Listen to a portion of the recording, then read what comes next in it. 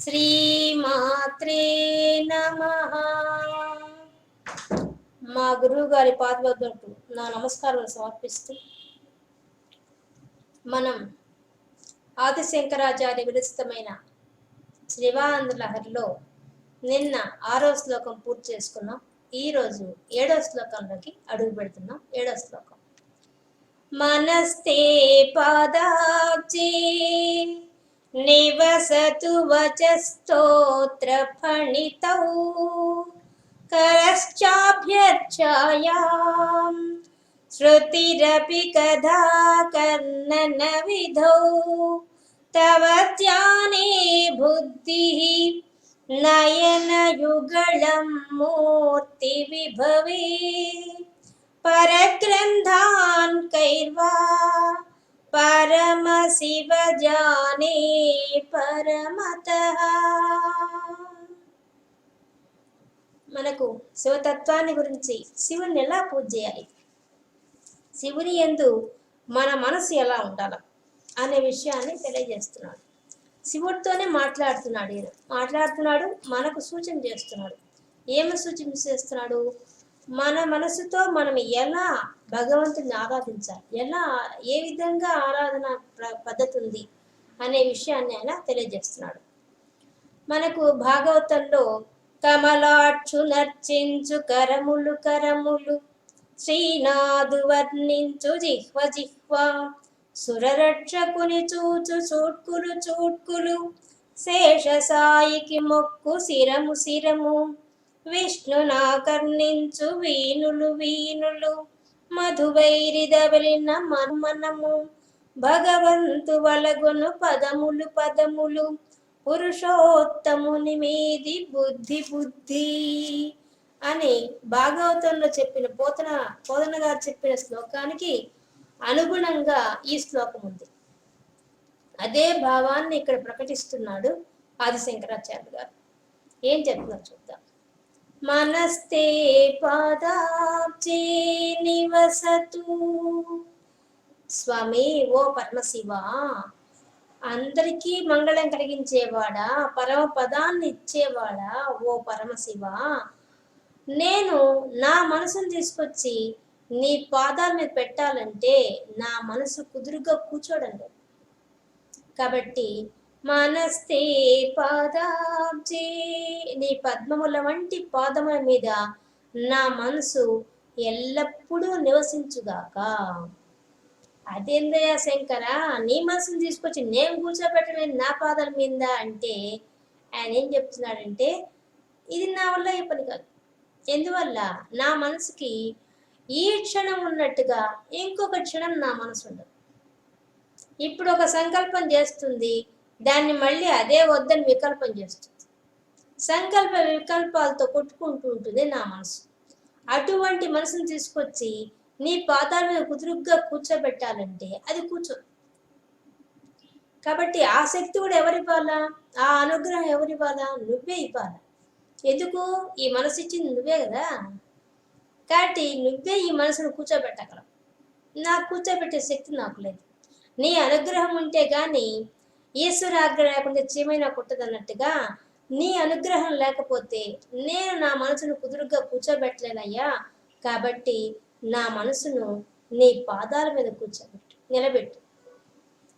వచస్తోత్ర ఫణితౌ, నా వాక్కులు నేను నోరు తెరిచి మాట్లాడితే అవన్నీ నేను స్తోత్రం చేస్తే, నేను మధురంగా మాట్లాడితే ఆ శక్తి నాకు లేదు. మాట్లాడితే మంచిది, కానీ నేను మాట్లాడలేదు. కాబట్టి నేనేం మాట్లాడినా పొద్దున్నేసి ఎన్నో ముచ్చట్లు చెప్తాను, ఎందరితో కలుస్తాను, ఎందరితో ఏదేదో మాట్లాడతాను. కానీ నీ గురించి స్తోత్రం చేయడానికి మాత్రం నా వల్ల కాదు. కాబట్టి నీ గురించి 4 ముక్కలు మాట్లాడదామని బుద్ధి పుట్టదు. కాబట్టి ఆసక్తి కూడా నాలో లేదు. ఎందుకు? నా ఆసక్తి ప్రాపంచిక విషయాల మీద ఉంది తప్ప నీ మీద లేదు. కాబట్టి ఆసక్తి ఎవరు ఇవ్వాలా? నువ్వే ఇవ్వాలి. నాకు మధురంగా మాట్లాడే శక్తి నువ్వే ఇవ్వాలా, నిన్ను స్తోత్రం చేసే శక్తి కూడా నువ్వే ఇవ్వాలి. నాకు వాక్ ఇచ్చావని చెప్పి నేను దుర్వినియోగం చేసుకుంటున్నాను. ఉదయం లేచి ఎన్నెన్నో మాట్లాడకుండా మాట్లాడుకుంటున్నాను. కానీ అసలైన నీ తత్వం గురించి మాత్రం నేను ఒక్క ముక్క కూడా మాట్లాడను రోజులో. కానీ అట్లాంటి బుద్ధి పుట్టించి మాట్లాడించాల్సిన శక్తి ఎవరిదంటే నీదే. నువ్వు తప్ప ఇంకెవరు చేయలేరు ఆ పని. నా బుద్ధిని సక్రమంగా కూర్చోబెట్టాలన్నా, నా వాక్ స్థానంలో మంచి వాక్కులు రావాలన్నా, నేను నిన్ను ఆ వాక్కుతో నిన్ను స్తోత్రం చేయాలన్నా, ఆ అనుగ్రహం నువ్వు ఇవ్వాల్సింది తప్పితే నాకు ఆ శక్తి లేదయ్యా, నేను చేయలేను ఆ పని. ఇంకా కరశ్చాభ్యర్చాయాం, చేతులతో అభ్యర్చాయం, పూజ చేయడం. పొద్దులేచి మనం పూజలు చేయాలి, అన్నీ చేసుకుంటాం, బాగా దేవుడి అని శుభ్రం చేస్తాం, దేవుడి గది కడుగుతాం, అన్నీ చేస్తాం. కానీ ఆ పూజ చేసేసేపు మనసు అక్కడ ఉంటుందా? ఏమీ ఉండదు. పూలు వేస్తుంటాం, మనసు అక్కడ వెళ్ళిపెట్టు. పూజకు మాత్రం ఆర్భాటంగా అన్ని ఏర్పాటు చేసుకుంటాం, కానీ అసలైన మనస్సు అనే పుష్పాన్ని మాత్రం అక్కడ మనం పెట్టాం. కాబట్టి ఆయన అది చెప్తున్నాడు, కరశ్చాభ్యర్చాయం, నేను నా చేతులతో పూజ చేయాలనే బుద్ధి కూడా నువ్వే పుట్టించాలి. అది కూడా ఎలా చేయాలా? మనసు తోడే చేయాలి. ఊరికే పూజ చేస్తే ఏం లాభం? ఊరికే పూలు వేసి ఏం ప్రయోజనం? ఆ పూలు వేసేటప్పుడు నా మనస్ఫూర్తిగా నేను వేసే శక్తిని కూడా నువ్వే నాకు ఇవ్వాలి. నీకు నేను అర్చన చేసే శక్తి కూడా నాకు ఇవ్వాలి. ఇవ్వకపోతే నా కూర్చొని ఒక గంట సేపు పూజ చేయాలనే బుద్ధి కూడా నాకు పుట్టదు. కాబట్టి ఆ శక్తి ఎవరు పుట్టించాలా? ఆ బుద్ధిని నువ్వే పుట్టించాలా, నువ్వే నా చేత చేయించాలి. ఇంకా శృతిరపి కథా కర్ణన విధౌ, స్వామి ఈ చెవులు ఇచ్చావు, ఇంత అద్భుతమైన చెవులు ఇచ్చావు, ఎన్ని విషయాలు వింటున్నదో. కానీ మేము ఎందుకు ఉపయోగించుకుంటాం? ప్రాపంచికమైన చెత్త చెదరం మాట్లాడుకొని అవన్నీ వినడానికి ఉపయోగించుకుంటాం. ఈ వచ్చే సినిమాలను వినడానికి, పాటలు వినడానికి. ఏ పాటలు వింటున్నావు కూడా నేను అటువంటివన్నీ వింటున్నాం, ప్రాపంచికమైనవన్నీ వింటున్నాం, ఎన్నో విషయాలు వింటున్నాం. కానీ నీ కథలు వినడం మాత్రం చేయడం లేదు. అది కూడా బుద్ధి పుట్టించాల్సింది నువ్వే. నా చెవులు వచ్చి నీ కథలే వినేటట్టుగా అదృష్టాన్ని నాకు కలిగించాలి. ఇంకా తవ ధ్యానే బుద్ధి, అన్నిటికన్నా ముఖ్యమైనది అసలు నీకు ధ్యానం చేయాలా అనే బుద్ధి కూడా నువ్వు నాకు పుట్టించాలి.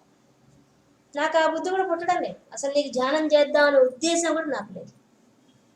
కాబట్టి ధ్యానం చేయించాల్సిన ఇది కూడా, ఆ సంకల్పం కూడా నీదే. నువ్వు చేయించాల్సింది తప్ప నేను మాత్రం చేయలేను. ఇంకా నయన యుగళం మూర్తి విభవి, ఈ నయన యుగళం రెండు కళ్ళు, మూర్తి విభవే, నీ యొక్క సుందర రూపాన్ని దర్శించే భాగ్యాన్ని నిత్యం కలిగించాలి. అది కూడా బుద్ధి పుట్టదు కదా. పక్కనే గుడి ఉన్నా గుళ్ళకి పోలేని వాళ్ళు ఎంతమందితో ఉన్నాం. తీరిక లేని వాళ్ళు, ఓపిక లేని వాళ్ళు, ఒకవేళ ఓపిక ఉన్నా మనసు ఉండిపోలేని వాళ్ళు, వాళ్ళే ఎక్కువ ఉన్నారు. కాబట్టి అది చెప్తున్నాడు. మనం అందరము గుడికి పోవాలంటే ఎవరికి ఇంట్రెస్ట్ ఉండదు.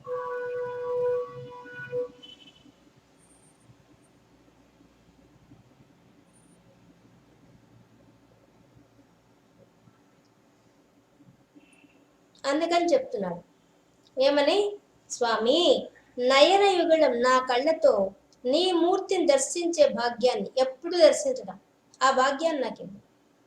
నిజానికి ఈయన ఏమడుగుతున్నాడు ఇప్పుడు దీన్ని బట్టి? మన జ్ఞానేంద్రియాలతో, మన కర్మేంద్రియాలతో మనం ఎలా చేయాలి పూజ? నిజానికి పూజ చేస్తున్నాం, కానీ ఇప్పుడు మనం గుళ్ళకి పోతాము, ఎందుకు ప్రదర్శన చేస్తున్నామో తెలియదు. ఏదో చేయమన్నారు, మొక్కుబడిగా చేసేస్తాం, వచ్చేస్తాం. అక్కడ టెంకాయ కొట్టమన్నారు, కొట్టాము, వచ్చేస్తాం. పెద్దవాళ్ళు చెప్పారు, ఏదో మొక్కుబడిగా చేసేయడమే, కానీ ఎందుకు చేస్తున్నామని ఎవరం గమనించం కూడా, అసలు పట్టించుకోం కూడా. అసలు గుడికి పోదామనే బుద్ధి కూడా యువతరంలో తగ్గిపోయింది. గుళ్ళకి పోయేవాళ్ళు లేరు, పూజలు చేసేవాళ్ళు లేరు, మనస్ఫూర్తిగా చేయడం లేదు పూజ. ఏదో మొక్కుబడిగా చెయ్యాలంటే చెయ్యాలి, అలా అయిపోయినాం. అలాంటి పరిస్థితి వచ్చేసింది ఇప్పుడు. కాబట్టి అందుకనే ఈయన చెప్తున్నాడు, అప్పట్లోని కాదు, అసలు మా మనిషిగా పుట్టినవాడు ఎలా పూజ అనే విషయాన్ని, ఎలా ప్రార్థించాల భగవంతుడిని అనే విషయాన్ని ఇక్కడ అడుగుతున్నాడు. ముందు త్రికరణ శుద్ధిగా చెప్పాడు. ఏంది? ముందు మనసు నిలకడగా ఉండి చెయ్యాల. మనోవాక్ కర్మ, చేతులతో పూజ. మనోవాకాయ కర్మలు మూడు ఒకేసారి ఉపయోగించి పూజ చేయాలి. అందుకనే ఆయన మొట్టమొదటి ఆ మూడు తీసుకున్నాడు, మనసు, మరియు వాక్, మళ్ళీ కర్మ, చేసే పూజ.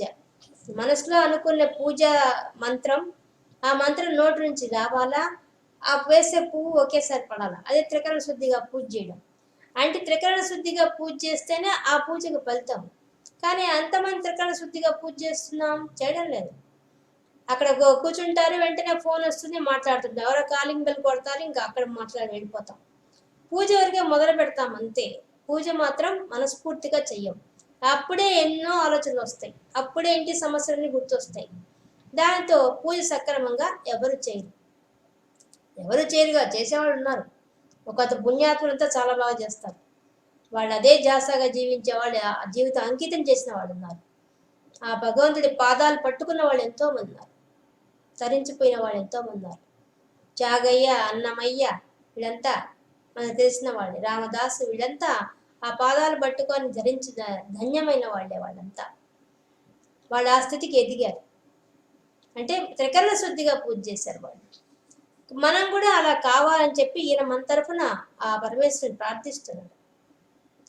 స్వామి, నా చూపులు, మనకిచ్చిన జ్ఞానేంద్రియాలు చెప్పేస్తున్నాడు. నా నాలుకతో నీ నామం స్మరించాలి, నా చెవులతో నీ యొక్క ఒక మంచి గాథలు వినాలా, నా కళ్ళతో నీ యొక్క సుందర రూపాన్ని దర్శించాలా, నా వాక్కుతో నీ స్తోత్రం చేయాలి, ఇంకా నా మనసు వచ్చి నీ పాదాలు పట్టుకోవాలి. కర్మేంద్రియాలు జ్ఞానేంద్రియాలు కలిపి చెప్పేస్తాం. అంటే మనం మనస్ఫూర్తిగా చెయ్యాలని చెప్పడమే ఇందులో ఉన్న సందేశం ఈ శ్లోకంలో. పరగ్రంథాన్ కైర్వా పరమ శివ జానే పరమత. స్వామి, విషయవాసంలో పడి కొట్టుకుపోతున్నాం మేమంతా. పరమత, విషయవాసం, ఈ ప్రపంచ విషయాల్లో పడి వాటిల్లో ఉంటున్నామే కానీ ప్రపంచాన్ని వదిలి పరమాత్మను పట్టుకోవాలనే ఉద్దేశం మాత్రం కలగడం చాలా కష్టంగా ఉంది. ఆ ఉద్దేశాన్ని కలిగించాల్సిన శక్తి ఎవరికి ఉంది? నీకే ఉంది. నువ్వు సర్వజ్ఞుడివి కాబట్టి, నీకు అన్నీ తెలుసు కాబట్టి, మోక్షం ఇచ్చేవాడు నువ్వే కాబట్టి నువ్వే చేయగలవు ఆ పని. ఇంకా పరగ్రంథాన్ కైర్వా, పరగ్రంథాన్, అనేక గ్రంథాలు చదివినా కూడా దాంట్లో ఉండే తత్వం అంతా నీదే. ఎన్ని పుస్తకాలు చదివితే ఏముంది? ఆ పుస్తకాల్లో ఉండి దాన్ని ఆచరిస్తే కదా. విషయవాసన, ప్రపంచ విషయాలు ఎన్ని తెలుసుకుంటే ఏముంది? ఎంత లౌకిక జ్ఞానం ఉంది, ఏం ప్రయోజనం? అసలైన విద్య, ఏ విద్య కావాలా? పారమార్థికమైన విద్య తెలుసుకొని అప్పుడు మేము తరించవచ్చు, కానీ అవి లేనప్పుడు ఇలా తరిస్తాం. కాబట్టి నా మనసులో నువ్వే దారిని తీసుకురావాలి, నీ పాదాల మీద పెట్టాలి. ఒక్కొక్క దానికి ఒక్కొక్క పని చెప్పేశాడు. నా మనసును తీసుకెళ్ళి నీ పాదాలు దగ్గర పెట్టు, మళ్ళీ నా వాక్కులు తీసుకెళ్ళి నీ స్తోత్రాలు పలికే రకంగా పెట్టు, మళ్ళీ నా చేతులు తీసుకెళ్ళి నీ పూజ చేయడానికి వాడుకో. నాకు ఇచ్చావుగా ఇవన్నీ ఉపకరణాలు ఇచ్చావు కదా, ఇవన్నీ దానికి వాడుకో. నువ్వు ఇచ్చినవే ఇవన్నీ, మేము సృష్టించుకున్నవి కాదు కదా. మా శరీరం నుండి ఆ జ్ఞానేంద్రియం కానీ కర్మేంద్రియం కానీ అన్నీ నువ్వు ఇచ్చినవే. కాబట్టి నువ్వే నీ సేవకు వాడుకో. ఇంకా నా చెవులు ఇచ్చావు, నా చెవులు దేనికి వాడుకుంటావు? నీ కథలు వినడానికే ఉపయోగించు. ఎన్నో విషయ వాసనలు ఉండొచ్చు, కానీ వాటి అన్నిటి వినడానికి కోసం కాకుండా కేవలం నీ కథలు వినే అదృష్టాన్ని ఈ చెవులకు కల్పించు. అడుగుతున్నాడు, ఎంత దీనంగా అడుగుతున్నాడు చూడండి. ఇది మనం ప్రతి ఒక్కళ్ళు ప్రార్థన చేయాల్సిన విషయం ఇది. ఇందులో మనకు కూడా నిలకడగా మనసు నిలబడదు. ఒకవేళ నిలబడినా స్తోత్రం చేయాలని బుద్ధి పుట్టదు. ఒకవేళ స్తోత్రం చేసినా పూజ చేయాలనే బుద్ధి పుట్టదు. ఒకవేళ పూజ చేసినా మంచి కథలు వినాలని బుద్ధి పుట్టదు. ఒకవేళ కథలు విన్నా మనకి బుద్ధి నిలబడదు. ఇవన్నీ యాంత్రికంగా చేసుకోపోతాం కానీ బుద్ధి నిలబడి చెయ్యం. కాబట్టి అన్నీ అడుగుతున్నాడు. ఇంకా పరమాత్మ మీద మనసు నిలబడదు కాబట్టి ఆ యొక్క దివ్య దర్శనాన్ని, ఆ దివ్యమంగళ స్వరూపాన్ని మన మనసులో ముద్రించుకోలేము. ఆ శక్తి కూడా ఆయన ఇవ్వగలగాలి. అటువంటి శక్తి ఇవ్వగలవాడు ఎవరంటే ఆ పరమాత్మ ఇవ్వాల్సింది తప్ప మనం అంటూ సాధించడానికి చాలా కష్టమైన విషయం అని ఈ శ్లోకం ద్వారా మనకి తెలియజేస్తున్నారు ఆది శంకరాచార్యుల వారు. ఈ విధంగా మనకు త్రికరణ శుద్ధిగా ఎలా పూజ చేయాలా, బుద్ధి ఎలా నిలకడగా ఉండాలా, ఎలా ఉంటే మనం తరిస్తామనే విషయాన్ని చెప్పడమే ఈ శ్లోకంలో విశేషం. ఇలాగా మనసు అర్పించాలంటే కూడా దానికి పూర్వపు జన్మ పుణ్యమే కాదు, ఇప్పుడు ప్రేరణ కూడా కల్పించాల్సింది భగవంతుడే. ఒక ఒక పాపకి వాళ్ళ ఊర్లో అందరికీ సంక్రాంతి పండగకి వాళ్ళ అక్కలు బావలు అందరూ వస్తున్నారని తెలుస్తుంది. ఆ అమ్మాయికి అక్క బావ ఎవరు లేరు, అమ్మాయి ఒక్కతే వాళ్ళ అమ్మ నాన్నకి. కానీ తండ్రి లేడు అమ్మాయికి, తల్లి ఒక్కతే ఉంది. తల్లిని వచ్చి అమ్మ నాకు అక్క బావ ఉంటే బాగుండేది, వాళ్ళందరికీ ఉన్నారు, మాకు అక్క బావ కూడా పండగకి వస్తే బాగుండేది అని రోజు అంటుందన్నమాట.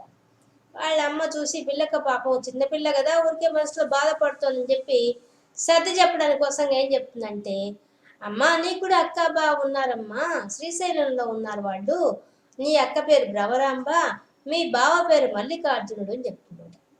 వాళ్ళు అక్కడే ఉన్నారు, వాళ్ళు మనం ఊరికే పిలిస్తే రారు, వాళ్ళు వాళ్ళు పెద్ద హోదాలో ఉన్నారు, కాబట్టి మనం పోయి పిలుచుకొస్తే వస్తారు వాళ్ళు అని చెప్తున్నమాట. ఈ అమ్మాయికి అర్థమైపోతుంది, ఓహో వాళ్ళు గొప్పవాళ్ళు అనమాట, అందుకనే మన ఇంటికి రావడం లేదనమాట, అయితే నేను పోయి పిలుచుకురావాలని చెప్పేసి వాళ్ళ అమ్మకు చెప్పకుండా తెల్లవారు లేచి వెళ్ళిపోతుంది. అసలు దారి లేదు ఏమి, ఆ శ్రీశైలం ఎక్కడిదో కూడా తెలియదు పిల్లకి, అయినా వెళ్ళిపోతుంది. వెళ్ళిపోయి అడవుల్లో అంతా ప్రయాణం చేసుకుంటూ పోతుంటుంది. వాళ్ళ అమ్మ చెప్పిన మాట మనసులో పడిపోయింది, వాళ్ళు గొప్ప హోదాలో ఉన్నారు, వాళ్ళు మన ఇంటికి రారు, మనం పోయి పిలుచుకొస్తే వస్తారు. అదొకటే అమ్మాయికి తెలిసింది. వాళ్ళ పేర్లు శ్రీశైలంలో ఉంటారు, శ్రీశైలంలో వాళ్ళు ఎంతమందో ఉంటారు, అది ఎవరని అది కూడా తెలుసుకోకుండా వెళ్ళిపోయింది, అడ్రస్ ఏమి లేకుండా వెళ్ళిపోయింది. ఇంకా అడవులో అంతా ప్రయాణం చేస్తుంటే ఎక్కడికి పోతున్నా ఆ జంతువులన్నీ ఉంటాయి కదా అడవుల్లో, అవి వచ్చినప్పుడల్లా భయపడిపోతుంది. అప్పుడు మాత్రం అక్క బావ రాండి రక్షించండి అని కేకలు పెడుతుంది. కట్టంగానే ఆ జంతువులు వెళ్ళిపోయావు అనమాట, అంటే నమ్మకం. అలాగా అమ్మాయి చిన్నగా శ్రీశైలం చేరుతుంది.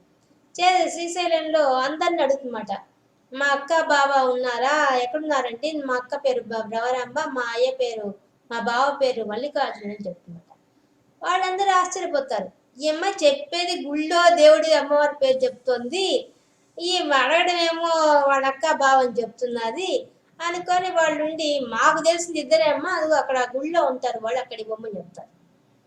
ఓహో గుళ్ళో ఉంటారా వీళ్ళిద్దరు అనుకుంటూ అక్కడికి పోతుందన్నమాట. పోయేసి ఆమె తెలియదు గుళ్ళో దేవుళ్ళ విషయం తెలియదు అమ్మాయికి. అక్కడికి పోయేసి అక్క బావ అని పిలుస్తుంటమాట. అప్పుడు శివుడు పార్వతి గమనిస్తారు అమ్మాయిని, ఎంత నమ్మకంతో వచ్చింది మన దగ్గరికి అని చెప్పి ఇద్దరు మామూలు వేషం వేసుకొని అమ్మాయి దగ్గరికి వస్తారు. మనలాంటి వేషం వేసుకొని వస్తారు, కోయ వాళ్ళలాగా వేషం వేసుకొని వస్తారు. వచ్చి అమ్మాయి నిలబడతారు. ఏమ్మా ఏం వచ్చావు అంటంట. అమ్మో మీరేనా మా అక్క బావా, అమ్మ పండక్కి సంక్రాంతికి పిలుచుకుపోదామని వచ్చాను, మీరేదో పెద్ద హోదా గల వాళ్ళటగా, మీరు పిలిస్తే కానీ రారట కదా అని అమ్మ చెప్పింది, అందుకే నేనే బయలుదేరి వచ్చాను పిలుచుకుపోదామని అనమాట. అనగానే వాళ్ళకి నవ్వు వస్తుంది.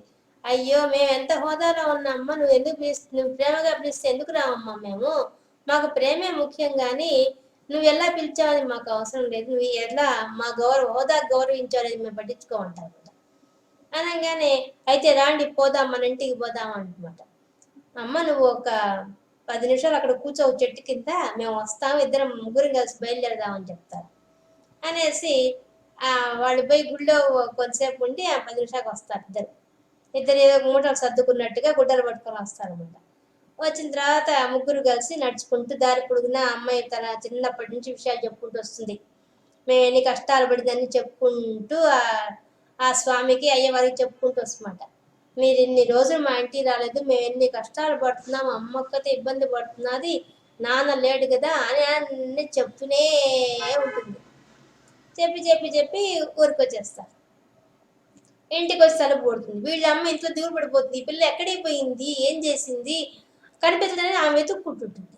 ఆ ఊళ్ళో అందరికి చెప్పి, నేను తిక్కలు దాన్ని ఈ మాట చెప్పాను ఆ పిల్లకి, మీ అక్క బావ ఎవరంటే శ్రీశైలంలో ఉన్నారని, ఈ పిల్ల చెప్పా చేయకుండా శ్రీశైలం పోయినట్టున్నదంటే అందరూ ఆమె తిడతారు. అయ్యో పసిపిల్ల అయిపోయినా అమ్మాయికి అలా చెప్పావే, ఇప్పుడు అక్కడికి పోయిందేమో ఎడ చేస్తావు అని చెప్తుంటారు. ఇంకా తనే బయలుదేరిపోయి ఎతుకుదామని నిర్ణయించుకోవద్దు వాళ్ళ అమ్మ. ఈ లోపల ఈ పిల్ల వచ్చి తలుపు కొడుతుంది. తలుపు తీసి చూసరికి ఎదురుగా పిల్ల నిల్చో ఉంటుంది. ఇదిగో అమ్మ అక్క బావ వచ్చారు అని చెప్పి పిల్లు లోపలికి తీసుకుపోతాను రా అంటున్నాడు. ఆమెకెవరు కనిపించరు.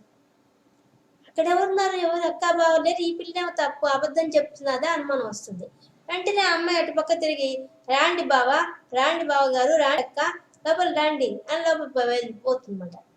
ఏమో చూస్తూ ఉంటుంది, అర్థం కాదు ఏమో అసలు. వాళ్ళ ఆ అమ్మాయికి మాత్రమే కనిపిస్తుంటారు, ఆ అమ్మాయితో మాత్రం మాట్లాడుతుంటారు, ఈమె కనిపించదు.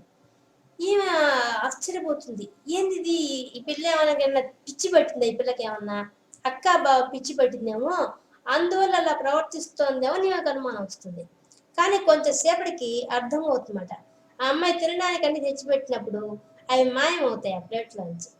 అప్పుడు ఆమె అర్థం చేసుకుంటుంది, ఓహో నిజంగానే మల్లికార్జునుడు రవరంబ వచ్చారు మన ఇంటికి, కానీ నాకు నమ్మకం లేదు కాబట్టి నాకు కనిపించడం లేదు, ఈ అమ్మాయి నమ్మకంతో పిలుచుకొచ్చింది కాబట్టి ఈ అమ్మాయి కనిపిస్తుంది విషయం అర్థం చేసుకుంటుంది అనమాట. అప్పుడు ఆమె పెద్దగా ఏడుస్తుంది, నా స్వామి నేను అభాగ్యురాల్ని, నాకు తెలియక అమ్మాయికి చెప్తే అమ్మాయి నమ్మకంతో నేను పిలుచుకొచ్చింది, నాకు కూడా నీ దర్శన భాగ్యం కల్పించమని ఏడుస్తుందన్నమాట పెద్దగా. అప్పుడు ఆమె కూడా వాళ్ళిద్దరు కనిపిస్తారు, కనిపించి మాయమైపోతారు. ఇలాగా ఒక మనసు పెట్టి, అదే మనస్తే పాదాబ్జే, మనసు పెట్టి నిలకడైన మనసు కలిగితే ఆ పరమాత్మ ప్రత్యక్షం అవుతాడనడానికి సాక్ష్యం కదా, నిజంగా జరిగింది అది. కాబట్టి అలాగా మనకు అందుకే నేను అడుగుతున్నాడు, ఏ విధంగా త్రికరణ శుద్ధిగా నువ్వు పూజ చేస్తే ప్రార్థిస్తే ఆ స్వామి నీకు పలుకుతాడు అని చెప్పడమే ఈ శ్లోకంలో ఉండే అంతరార్థం. ఈ విధంగా ఆయన మనకు భాగవతంలోని శ్లోకానికి తగినట్టుగా, పద్యానికి తగిన పోతన రచించిన పద్యానికి తగినట్టుగా ఈ శ్లోకాన్ని రచించాడు. అంటే మన చెవులు చరితార్థం కావాలన్నా, మనకి భగవంతుడు ఇచ్చిన ఇవన్నీ చరితార్థం కావాలన్నా కూడా వాటికి ప్రయోజనం కలగాలంటే మాత్రం భగవంతుడిని పట్టుకుంటే వేరే మార్గం లేదని చెప్పడమే ఈ శ్లోకంలో ఉండే అంతరార్థం అనమాట. అంటే విషయవాసనలు వదిలి పరమాత్మను పట్టుకోమని చెప్పడమే ఈ శ్లోకంలో ఉండే అంతరార్థం. ఇది 7వ శ్లోకంలో ఉండే విశేషాంశాలు. రేపు 8వ శ్లోకంతో కలుసుకుందాం. సర్వం పరబ్రహ్మార్పణమస్తు.